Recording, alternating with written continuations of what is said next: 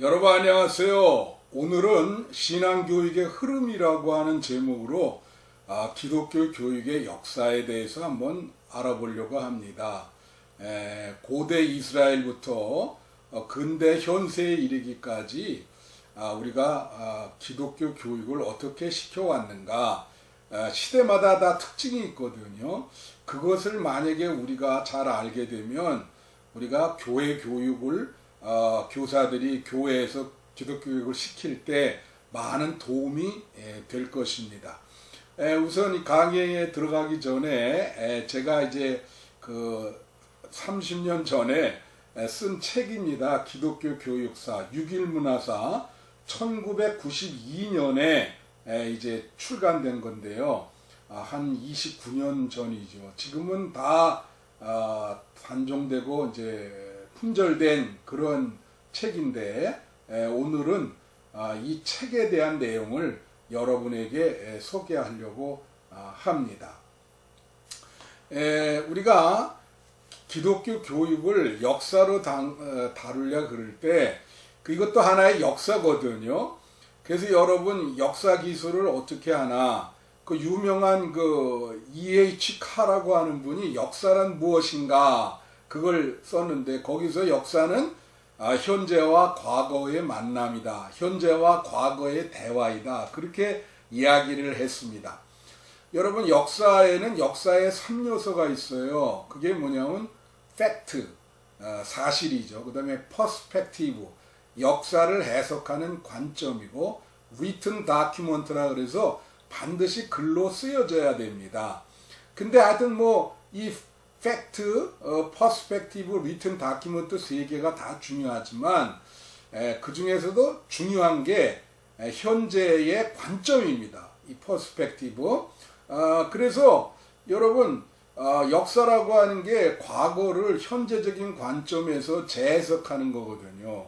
예를 들면 우리나라 현대사, 근대사에 보면 이제 이 박정희 대통령이랑 이승만 대통령을 우리가 이제 현재의 정부 정권을 누가 잡느냐에 따라서 긍정적으로 해석을 하고 부정적으로 해석을 하죠.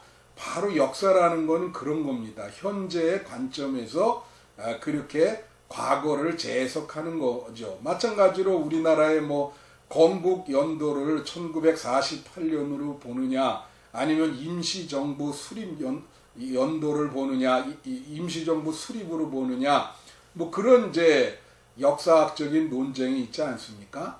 그거는 현재에 누가 해석을 하느냐, 거기에 달려 있는 것이죠.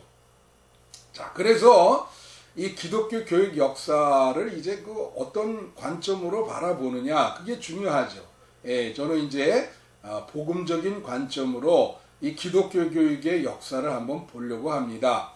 우선 기독교 교육 역사의 첫 번째는 고대 이스라엘인데요. 이 이스라엘은 둘로 나눕니다. 전기 이스라엘이랑 후기 이스라엘로 그렇게 나누어집니다. 전기 이스라엘과 후기 이스라엘을 나누는 그 기준은 바벨론 포로기가 되겠어요. 우선 전기 이스라엘의 이스라엘 교육의 가장 중점이 되는 것은 바로 쉐마라고 하는 건데요. 신명기 6장 4절부터 9절까지를 우리는 쉐마라 그럽니다. 이것은 우리 개신교인이 주기도문을 외우듯이 이스라엘 사람들은 이 쉐마를 식사 전에도 외우고 자기 전에도 암송하고, 그래서 이 쉐마가 우리 개신교인의 주기도문과 같은 그러한 역할을 하는 것입니다. 근데 그 쉐마의 내용을 보면은 전부 기독교 교육에 대한 내용이에요. 그러니까 교육의 내용, 정확히 얘기하면 히브리 이스라엘 백성의 교육의 내용을 이제 쓰여 있습니다. 그래서 6장 4절 또 6장 7절에 뭐라고 기록됐냐면, 하나님의 말씀을 너희 자녀들에게 부지런히 가르치라, 그렇게 얘기하고, 또 집에 앉았을 때든지 길에 나갈 때든지 가르쳐라 그러거든요. 집에 앉아 있을 때나 길에 나갈 때, 사람은 집에 있든지 바깥에 길에 있든지 어디 밖에 나가 있든지 둘 중에 하나예요. 그러니까 이 말은 뭐냐면 어떤 공간에서라도 하나님의 말씀을 가르치라 그렇게 얘기하고, 또 누웠을 때든지 일어날 때든지 하나님의 말씀을 가르치라. 이거는 시간성을 얘기하는 겁니다. 사람은 누워서 자거나 아니면 아침에 일어나거든요. 그러니까 밤낮으로 시간을 구애받지 말고 어느 때든지 하나님의 말씀을 가르치라는 거죠. 그러니까 이 쉐마의 내용은 교육이 핵심입니다. 그래서 그 8절 말씀에 보면은 하나님의 말씀을 네 손목에 기호로 삼고, 그것을 하나님의 말씀을 네 손목에 메어 기호로 삼고, 또 그 말씀을 표에 붙여 그 말씀을 이마에 붙여 표로 삼으라 그렇게 얘기하는데, 이걸 텔필린이라 그러거든요. 하나님의 말씀을 이 조그마한 바구니에 넣어서 여기 이렇게 손목에 메고 또 이렇게 이마를 이렇게 둘러서 이마에 이렇게 매요. 그거를 이제 하루에 뭐 몇 번씩 정해진 시간에 끄집어서 거기에 들어있는 하나님의 말씀을 읽는 겁니다. 제가 그 베트남 단기 선교를 다낭으로 간 일이 있는데, 거기서 이스라엘 사람이 거기를 여행을 왔는데 아침에 산책을 나가다 보니까 그 이스라엘 사람들이 이 텔필기를 하고 있더라고요. 그래서 제가 그때 그걸 보고 아직도 이것을 하는구나. 오랫동안 지속된 거를 아직도 하고 있어요. 그리고 9절 말씀에 보면은 하나님의 말씀을 내 집 문설주에 발라라, 붙여라, 이걸 매주자라 그래요. 그래서 나오면서 그 하나님의 말씀을 큰 소리로 읽고 또 들어갈 때도 읽고, 그렇게 이제 모든 것을 교육으로 그렇게 했습니다. 그래서 반드시 이 전기 이스라엘 교육의 이 교육의 그 핵심이 이러한 의식이라든가 또 시공간을 초월해서 언제든지 교육을 시킴으로써 이 부모가 자녀들은 반드시 하나님을 믿게 만들었다라고 하는 것이죠. 자, 이것이 이제 후기로 넘어오면요, 바벨론 포로기에는 그 회당이라는 것이 생깁니다. 그래서 회당 중심적인 교육을 하게 되죠. 회당, 여러분 시나고그 아시잖아요. 자, 여기서 우리가 이스라엘의 이런 성전의 역사를 한번 보면은, 이 광야 생활할 때는 여러분 다 알다시피 성막입니다. 우리가 터버나클이라 그러는데, 이 성막은 지성소와 성소로 이루어져 있죠. 그리고 이 텐트, 장막과 또 법궤를 놓는 지성소가 있습니다. 그래서 게르하르트 폰 나트라고 하는 독일의 유명한 구약학자가 이 텐트, 이 장소는 하나님이 당신을 계시하셔서 이스라엘 백성을 만나는 장소라 그랬어요. 그리고 법궤가 있는 이 지성소는 하나님이 임재하는 장소다. 그래서 이 터버나클을 계시와 임재, 이렇게 하나님의 계시와 하나님의 임재로 그렇게 해석을 했습니다. 그런데 이 터버나클을, 성막은 움직이는 현존이죠. 쉽게 말해서 고정돼 있지 않고 떠나면 이 예배 처소인 이 성막도 뜯어서 다시 옮기는데 다시 성막을 쳐야 됩니다. 그래서 움직인단 말이죠. 근데 이제 이것이 성전으로 되죠. 템플. 이제 솔로몬 시대에 성전을 이제 짓습니다. 예루살렘에. 그러면 자, 이 터버너클은, 이 성막은 움직인다면 사람이 흐르는 물은 썩지 않죠. 근데 성전은 고정돼 있으니까 이게 물이 고이면 썩듯이 고정돼 있으면 타락하기 쉬워요. 그래서 이제 타락이 일어나고, 그래서 바벨론으로부터 멸망을 당해죠. 그래갖고 바벨론 포로기에 이제 회당이라고 하는 이 시나고그라고 하는 거를 이제 그 바벨론 포로 그 상태에서, 그 장소에서 만들게 됩니다. 이것이 이제 예수님 당시까지 이렇게 이어지고 이스라엘 백성 그 후에도 계속 이어지는 거죠. 그러니 회당은 무엇이냐? 이 회당은요, 두 가지 역할을 했어요. 우선 회당에는 회당장이 있고 하잔이라고 하는 교사, 오늘날로 말하면 이제 교육목사 비슷한 거죠. 그렇게 있었습니다.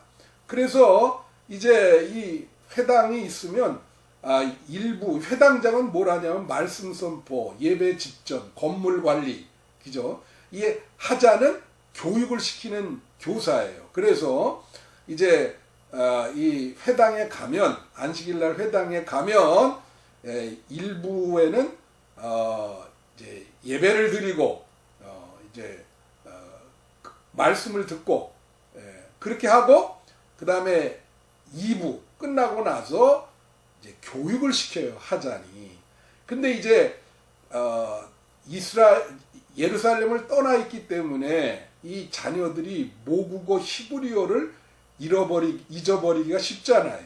그래서 2부 때 성서 히브리어를 가르치고 성서를 히브리어로 읽고 그리고 모국어 교육을 시키고 신앙 교육을 2부 때 시킨 거예요.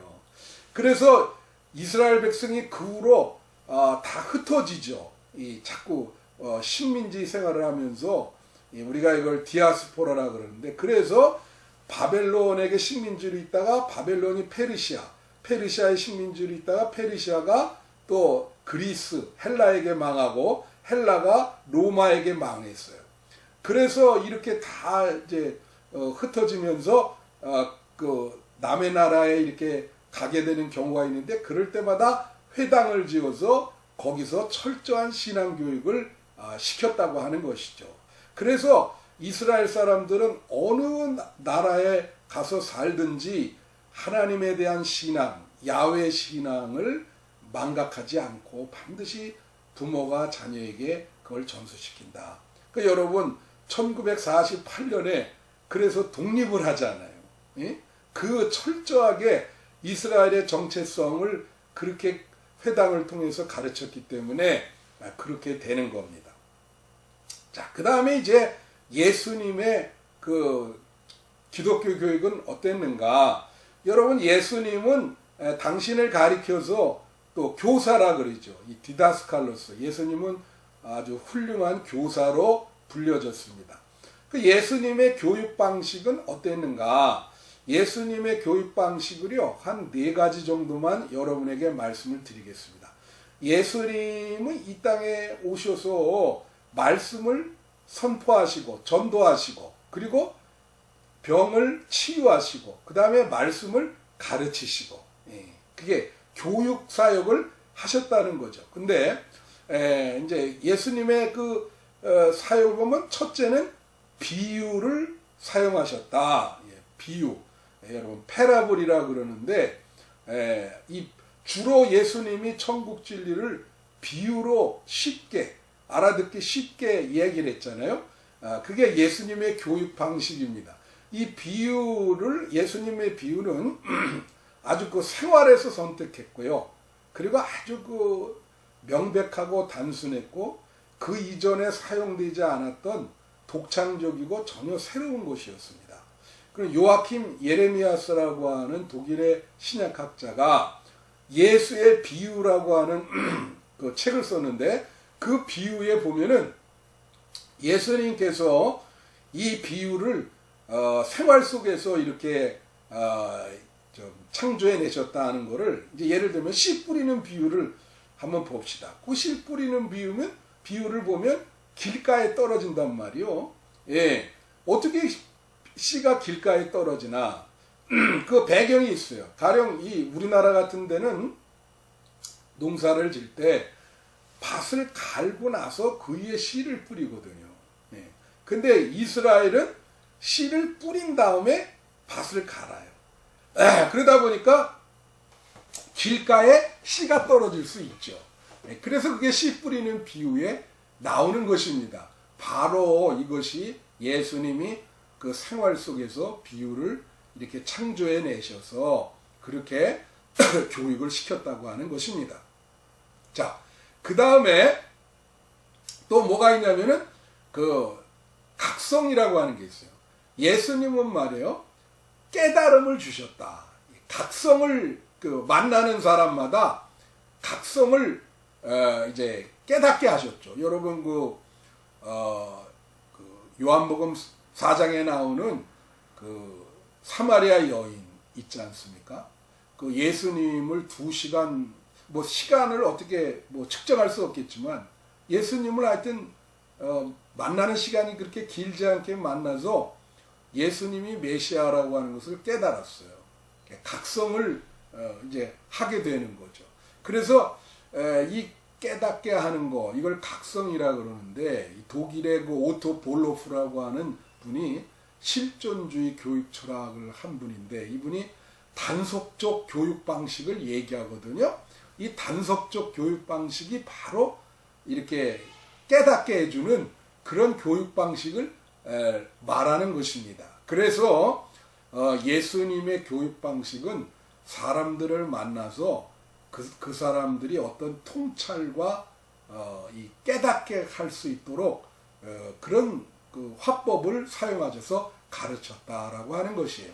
그 다음에 또 하나는 이제 예수님이 어떤 사람들을 만날 때 참 성실하게 만나 주셨다고 하는 거죠. 그것도 하나의 성실한 만남이 교육의 방식입니다. 그래서 어떤 분이 질병에 걸렸다. 그래서 병을 낫기를 원하면 예수님이 절대로 가난한 자들과 병에 걸린 자들을 만나는 것을 마다하지 않으시고 철저하게 그들을 만나줌으로써 그들을 잘 교육시킨 것을 볼 수가 있습니다.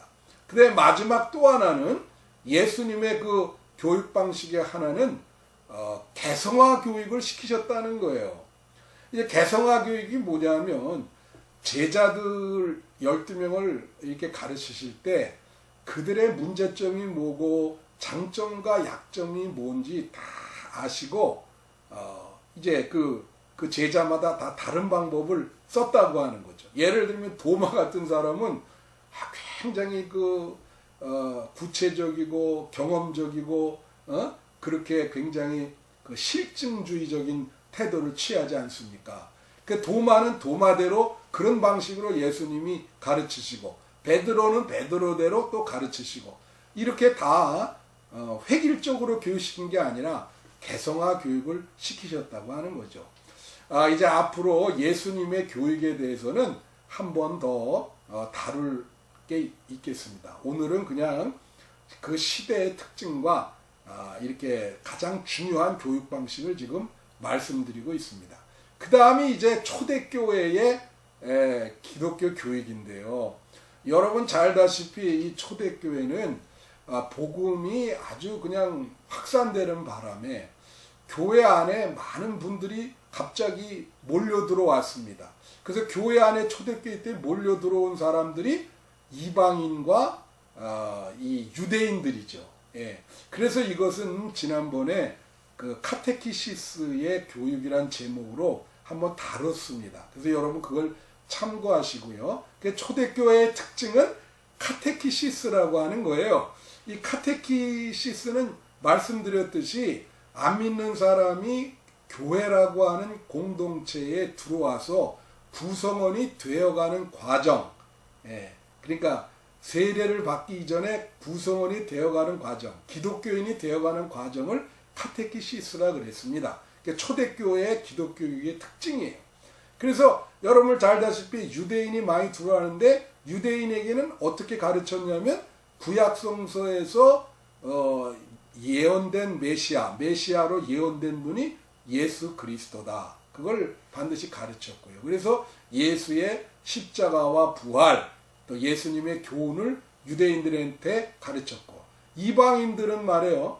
그때 당시 도덕적으로 문란하고 그런 분들이 많았기 때문에 들어왔을 때 디다케라고 하는 것을 사용을 해서 기독교 윤리를 아주 철저히 가르치고, 역시 예수님의 십자가와 부활, 또 이제 예수님의 교훈을 가르쳤던 것을 볼 수가 있어요.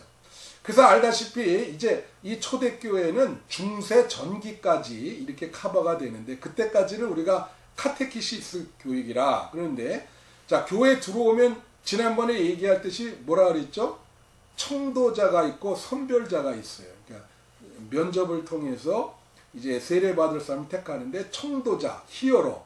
이 청도자는 3년 동안 교육을 받습니다. 오랜 동안 교육을 받고 거기서 이제 세례받을 사람을 선별해서 사순절 기간 40일 동안 하루에 3시간씩 교육을 시키고 부활절날 세례를 받고 또 부활 후에도 교육을 시켰다. 그래서 우리는 이 초대교회와 중세 전기에 이르기까지 이런 교육을 통해서 우리가 깨달아야 될 것은 교회에 들어왔을 때 세례 준비 교육을 철저히 시켜야 된다는 거죠. 오늘날 이 세례 준비 교육이 아주 유명무실하거나 이렇게 세례받기 전의 교육이 잘 교회에서 시키지 못하는 경우가 많습니다. 이제 그것을 여러분 유념할 필요가 있고요. 그리고 이제 세 번째, 이제 네 번째죠. 중세기 기독교 교육은 어떻게 했는가? 여러분 중세기는 잘 알다시피 우선 성서와 두 가지 중세기 기독교의 문제가 있는데요. 우선 성서의 권위와 교회의 권위가 똑같았어요. 그래서 성서 중심적인 시대가 되지를 못했습니다. 그리고 또 하나는 이 성서가 라틴어로 되어 있기 때문에 평신도들은 성서를 읽지 못하고 신부가 설교를 할 때 그걸 알아듣지 못했어요. 그래서 성서의 내용이 평신도들한테 잘 교육되지 못했습니다. 그러고 보니까 이렇게 성서의 내용을 잘 모르게 되면 신앙이 타락하게 되죠. 자기 북가는 대로 신앙생활을 하니까 이제 그런 시대입니다. 그래서 중세교회의 기독교 교육의 특징을 우리는 상징과 신비라 그렇게 얘기합니다. 상징과 신비. 그래서 성서를 이렇게 직접 볼 수가 없으니까 성경 이야기를 성서 속의 이야기를 상징적으로 이렇게 표현을 해줬다는 거예요. 상징적으로 좀 교육을 상징화시켜서 교육을 시켰다는 거예요. 그래서 상징이 뭐냐? 예를 들면 축제, 그 다음에 연극, 그림, 그 다음에 건축, 그 다음에 성지순례, 그 다음에 노래와 찬양, 이런 걸로 또 예배 의식 자체를 통해서 교육을 시켰다. 그 중세기에는 축제가 많았어요. 그런 걸 통해서 성서에 나와 있는 어떤 그 절기를 이해하려고 그랬고, 연극, 이 연극은 여러분 잘 아다시피 성탄의 연극이 있고 또 순환극이 있고 기적극이라고 기적을 극으로 이렇게 표현한 여러 가지 연극을 해가지고 성서의 스토리를 평신도들이 보게 그렇게 만들었습니다. 그림, 이게 또 그림은 창세기부터 계시록까지 그림을 이 그림 그리는 사람이 그려가지고 그 그림을 통해서 성경을 교육시켰어요. 그래서 여러분 베드로 성당이나 이런 데 가면은 거기 벽화라든가 이 시스틴 성당 그 위에 보면은 전부 천지창조 이야기 무슨 성경의 이야기를 그림으로 다 이렇게 묘사를 했잖아요. 그걸 보고 성서의 이야기를 접하는 거지요. 그리고 또 건축, 교회 건축이나 이런 걸 통해서 그 교회 건축이 성서의 스토리를 담는 그런 건축을 했고요. 성지 순례, 예루살렘에 순례를 다녔어요. 그 순례를 하는 것을 아주 그냥 의무로 여기고 대부분 순례를 다녀와야 했습니다. 이제 그런 것이 바로 기독교 교육인데, 이러한 상징을 통한 기독교 교육이 그 단점이 뭐겠습니까? 이걸 성서 자체를 교육시키는 게 아니잖아요. 성서 자체를 볼 수 있는 게 아니니까 이 중세기 기독교 교육은 이 상징과 신비를 통한 교육인데, 그러다 보니까 성서 내용이 평신도들에게 충분히 전달되지 않았다. 그리고 이것은 주입식 교육이었다. 그래서 폴 틸리라고 하는 이 신학자는 그의 문화의 신학이라고 하는 Theology of Culture라는 신학에서 중세기 교육을 다루는데 그걸 뭐라 하냐면 도입교육이라고 그렇게 규정을 줘요. 도입교육이라는 게 이제 인덕션 에듀케이션이라는 말인데 이거는 주입식 교육이란 말입니다. 크래밍 에듀케이션 그냥 무조건 이런 주입식으로 그렇게 상징을 통해서 교육을 시켰다. 그렇게 이제 중세기 기독교 교육을 틸리는 비판하고 있습니다. 자, 그 다음이 이제 종교개혁기입니다. 종교개혁기는 이제 여러분 알다시피 성서와 중세기에는 성서와 교회가 이렇게 수평적으로 똑같은 권위를 누렸지만은 종교개혁기에 마틴 루터가 개혁을 하면서 성서가 교회 위에 올라갔어요. 그래서 성서의 권위가 교회의 권위보다 더 높아요. 교회를 성서가 판단해 주는 것입니다. 그래서 종교개혁기의 그 모토가 뭐냐면 솔라 스크립투라, 그죠? 오직 성서로만 그렇게 되죠. 따라서 당연히 기독교 교육도 어떻게 될까요? 말씀 중심의 교육이 되겠죠. 성경 중심의 교육이 되겠죠. 예, 당연히 그렇게 됩니다. 이제 그렇게 그런 교육을 이제 이끈 개혁가가 우리가 다뤄야 될 중요한 두 사람이 마틴 루터와 그리고 이 존 칼빈이에요. 그래서 우선 마틴 루터를 이야기를 하면요. 마틴 루터는요. 여러분 다 알다시피 그 종교 개혁을 하면서 하나님의 말씀을 아주 강조한 분입니다. 그래서 그는 세 가지 교육 영역을 강조했어요. 오늘날 이제 우리 현대에도 똑같은데 어디냐면 가정, 교회, 학교 이 세 군데서 기독교 교육이 강화해야 된다. 그렇게 얘기를 한 분이 마틴 루터입니다. 굉장히 그 선구자적인 역할을 했죠. 그래서 우선 가정에서 보면 가정의 부모를요, 루터는 하나님의 대리자라 그렇게 얘기했어요. 하나님의 대리자로서 자녀들에게 기독교 교육을 시키고 말씀을 가르쳐야 된다. 그렇게 얘기를 합니다. 그래서 루터는 이런 말을 했습니다. 우리가 페어렌팅, 부모됨이라 그러잖아요. 부모됨은 언제 완성되는가? 그거는 하나님의 말씀이 부모를 통해서 자녀들에게 나타날 때, 이 부모를 통해서 하나님의 말씀이 자녀에게 다가온단 말이에요. 그러면 그게 부모됨의 완성이다. 그렇게 얘기했어요. 근데 가정 기독교 교육을 굉장히 강조했습니다. 그래 호레스 부시멜이 우리 신학적으로 미국에서 가정 기독교 교육을 강조했는데 그보다 먼저 루터가 이렇게 가정 기독교 교육을 강조한 거죠. 오늘날 코로나19 시대에는 이 가정 기독교 교육이 굉장히 중요합니다. 이 교회에서 대면 교육이 안 일어났기 때문에 가정에서 루터가 말한 것처럼 부모가 신앙교육을 잘 시켜야 돼요. 그래서 루터는 가정의 어떤 그 교육적 기능, 또 부모의 교육적 기능, 이거를 굉장히 중요시했다. 그 다음에 마틴 루터는 여러분 잘 아다시피 이신층이라 그래서 믿음으로 의로워진다. 그렇게 그런 교리를 강조했죠. 그래서 믿음과 칭의를 강조했는데 그러면 여러분 믿음이 무엇인가? 또 믿음의 대상이 누구인지를 이해를 해야 되잖아요.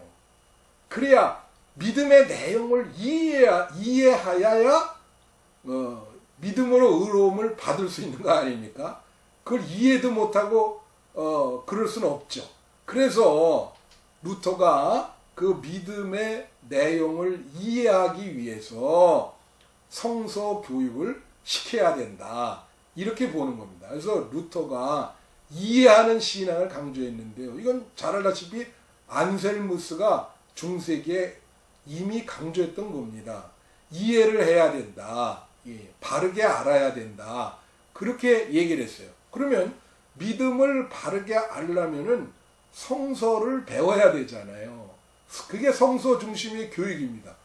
두 가지를 했어요. 그러기 위해서 루터가 성서를 평신도들이 라틴어로 쓰여있기 때문에 읽지를 못하기 때문에 자국어인 독일어로 번역을 해서 평신도들이 누구나 성서를 읽을 수 있도록 했습니다.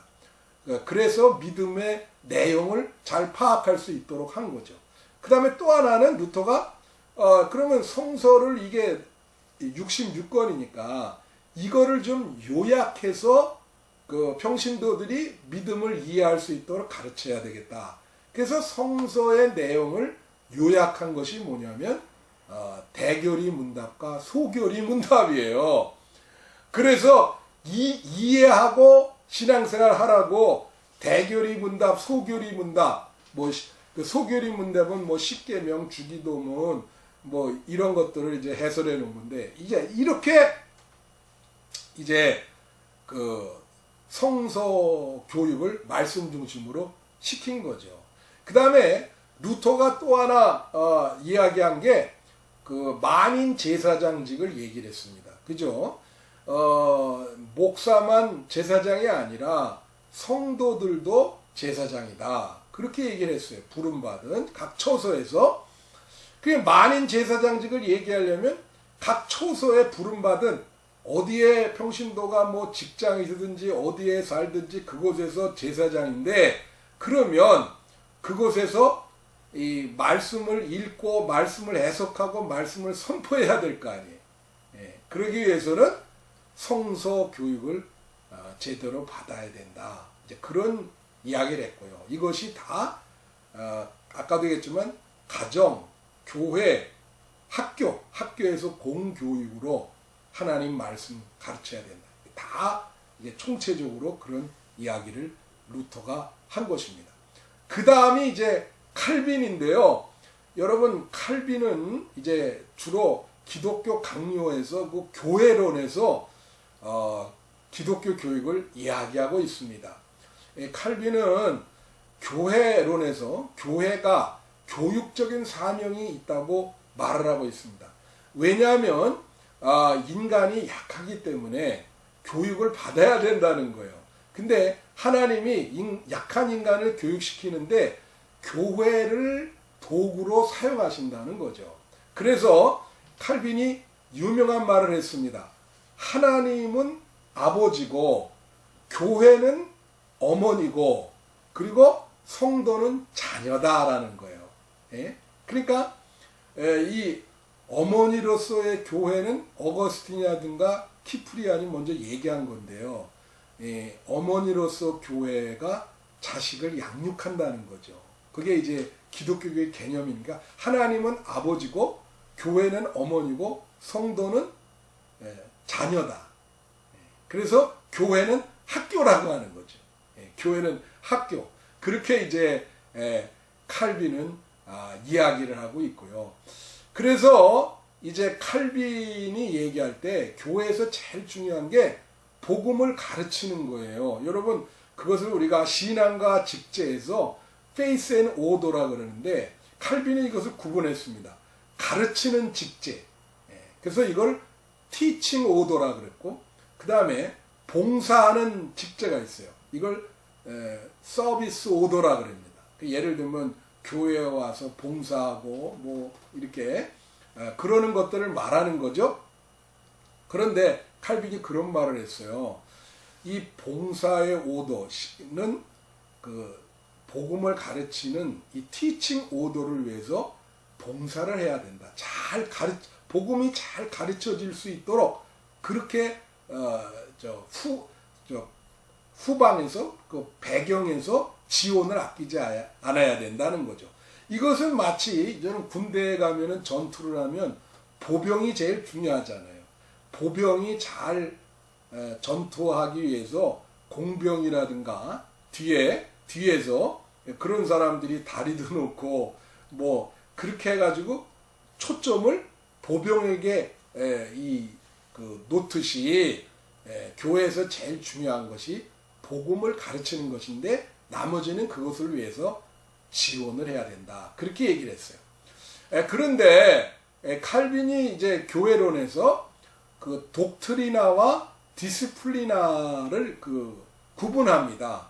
이 독트리나는 영어로 독트린이 되겠고, 이 디스플리나는 디스플린이죠. 예, 훈련. 근데 이 독트린은 교리거든요. 이 교리는 성서와 연결이 되어 있고요.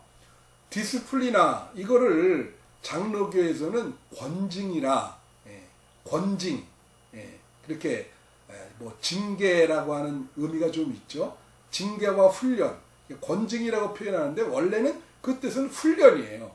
이 디스플리나는 권징과 훈련인데 이것은 일상생활, 삶과 연결이 되어 있는 거예요. 아까 독트리나는 성서와 연결됐지만 이 디스플리나는 삶과, 성도의 삶과 연결되어 있다고 하는 것이죠. 자, 그래서 이 칼빈은 말씀론에서 말씀을 세 가지로 구분을 하는데, 들리는 말씀, 그거는 말씀 선포죠. 보이는 말씀, 그거는 성만찬, 성례전입니다. 그 다음에 행하는 말씀, 그게 바로 이 디스플리나, 훈련, 권징과 훈련이에요. 훈련을 시키는 거죠. 생활 속에서 하나님의 말씀을 실천할 수 있도록 훈련시키는 것. 이게 바로 기독교 교육이라는 거예요. 거기에 기독교 교육이 설 자리가 있는 겁니다. 디스플리나의 그 기독교 교육이 설 자리가 있는 거예요. 그래서 칼빈은 이 기독교 교육을 얘기할 때 하나님이 주체가 되는 교육이라 얘기해요. 하나님이 직접 교육을 시킨다는 거죠. 이걸 페다고기아 네이라 그럽니다. 하나님의 교육. 하나님의 교육. 칼빈은 이거를 이야기했어요. 그래서 여러분, 하나님이 그걸 복음을 교육시키기 위해서 인간을 도구로 세운다는 거예요. 인간을 도구로, 교사로 세운다는 거예요. 여러분, 출애굽기 광야 생활에서 또 그 이후에 하나님이 예언자도 세우시고 선지자도 이렇게 세우잖아요. 그것을 말하는 겁니다. 그래서 교사로 세워서 그들이 가르치도록 하고, 교회가 학교라고 하는 거죠. 교회가 하나님이 직접 가르치는 학교고, 거기에 교회에서 목사와 교사들을 하나님이 복음을 가르치라고 세웠다는 거예요. 그러면서 그는 교사론을 얘기하는데요. 이 교사론이 어거스틴이 얘기한 교사론이랑 아주 유사합니다. 그는 기독교 교사가 갖춰야 될 세 가지를 얘기했는데, 그 첫째는 교사가 복음을 가르치는 것을 기뻐하고 거기에 관심을 가져야 된다. 그렇게 얘기를 했고요. 두 번째는 교사는 학생들의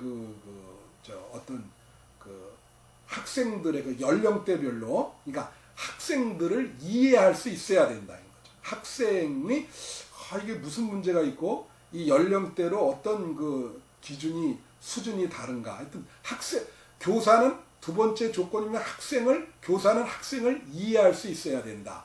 세 번째는 교사는 학생 하나하나에 개별적인 관심을 가져야 된다. 이것이 칼빈이 얘기한 교사론입니다.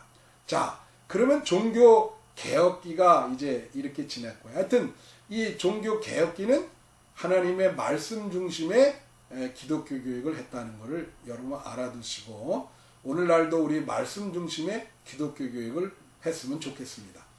그 다음 이제는 주일학교, 이제 주일학교라 그러잖아요. 이제 이 주일학교인데요.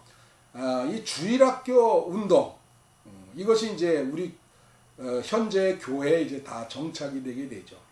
이것은 1780년에 로버트 레익스라는 사람이 영국의 글로체스터라고 하는 그런 자그마한 도시에서 처음에는 일요학교를 시작을 했어요. 일요학교라는 게 뭐냐면 스쿨 오브 썬데이입니다. 이 일요학교가 썬데이 스쿨, 주일학교가 되고, 그 다음에 이 주일학교가 오늘날의 처치 스쿨, 교회학교가 된 거예요. 역사가 그렇게 됩니다. 그러면 이 로버트 레익스가 그 일요일날 학교를 이렇게 개설했는데, 이것은 어떤 성격이냐면요, 당시의 영국은요, 산업혁명이 일어나가지고 어린이들이요, 매일 하루에 12시간 이상씩 노동을 하던 그런 시대입니다. 참으로 어린이들이 소외를 많이 받던 시대라 교육을 받을 수 있는 시간과 기회가 없었어요.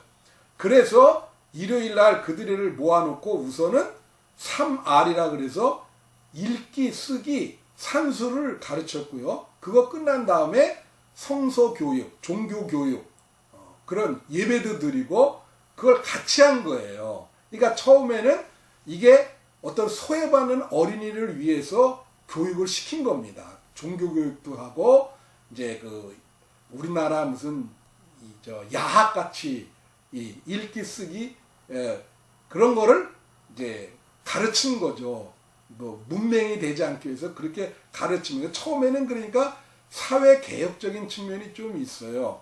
이제 이런 것이 하다가 이것이 이제 교회 안에 썬데이 스쿨 주일 학교가 된 거예요. 교회 안에 이렇게 들어와 가지고 그래서 여러분 이제 1780년에 로버트 레익스가 시작을 했는데 1851년에 영국에 있는 교회의 그 주일학교 지부가 200만 개가 넘었답니다.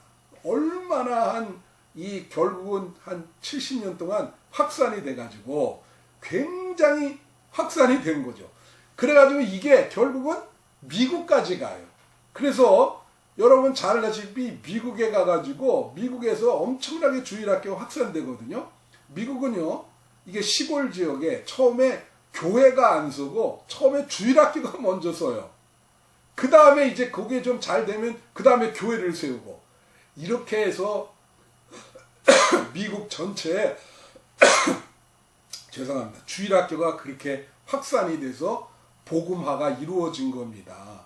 여러분 잘 아는 그 록펠러라고 하는 사람이 그 사람이 왜 유명하냐면 그 시골 지역의 주일학교를요 뭐 몇천 개를 세워줬다는 거 아니에요. 교회도 세우고 그걸로 참 유명한 그런 분인데 아무튼 자 그래서 그게 이제 미국에서 우리나라로 복음이 전파돼서 우리나라에 주일학교가 이제 들어오게 된 거죠. 자 그러면 이 주일학교 운동에 그 의미가 있습니다. 한 3가지가 있는데 첫째는 이 주일학교 운동은 로버트 레익스라고 하는 평신도들이 주도한 운동이에요. 계속해서 평신도들이 주도를 해왔습니다. 그 다음에 오늘날도 우리 주일학교는 평신도들이 많이 주도하고 있죠. 두 번째는 이것이 처음에 어린이들을 이렇게 모아서 교육을 시키면 이 어린이들이 집에 가서 부모를 전도해서 데리고 왔어요. 그래서 부모를 전도해서 복음화 시키는데 공헌을 했다라고 하는 것이죠. 그 다음에 3번째 특징은 초기 이 주일학교는 알다시피 사회개혁적인 측면이 있다. 소외당하는 어린이들을 그렇게 사랑으로 품고 교육시키는 그러한 측면이 있다고 하는 것이죠. 자, 그래서 이제 이 주일학교가 오늘날 한국에 들어와서 한국교회의 교회학교가 된 겁니다. 오늘날 우리 한국교회에 이 교회학교가 지금 쇠퇴하고 있습니다. 여러분 이것이 잘 부흥할 수 있도록 다시 기도해 주시고 기독교 교육에 많은 관심을 부탁드립니다. 오늘 이것은 시대마다 그 특징만 간단하게 여러분에게 말씀드린 거예요. 감사합니다.